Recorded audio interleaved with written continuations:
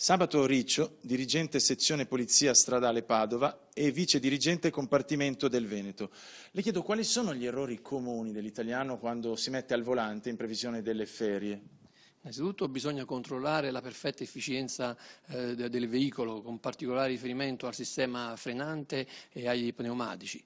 E poi quando si guida bisogna avere sempre le solite accortezze, cioè allacciare le cinture di sicurezza e non utilizzare il telefonino, il telefono in autovettura, che è una delle cause principali degli incidenti. Quindi rispettare i limiti di velocità, che sono quelli imposti che tutti conoscono, e più i limiti di velocità che invece ci sono sulle strade extraurbane di maggiore scorrimento. È importante il rispetto di questi limiti di velocità perché abbiamo visto con l'esperienza in tanti casi che la maggior parte degli incidenti stradali è proprio dovuto all'eccesso di velocità. Parliamo di traffico, parliamo della situazione dei weekend. Quali sono i weekend bollati con il rosso appunto per le vacanze?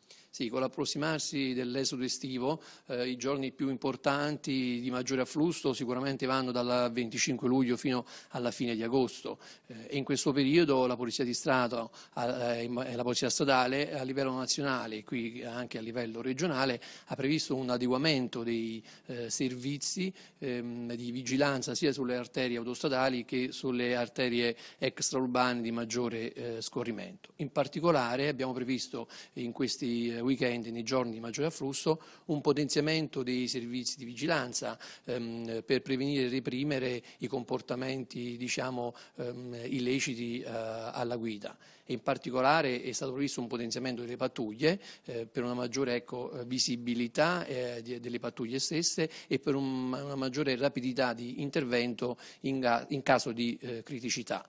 Inoltre sono state previste anche delle pattuglie motomontate, sempre sulle strade extraurbane di maggiore rilevanza, proprio per dare un ausilio agli automobilisti e che in caso di necessità comunque possono entrare anche nella rete autostradale qualora si verificano incolonnamenti, incidenti o ritardi.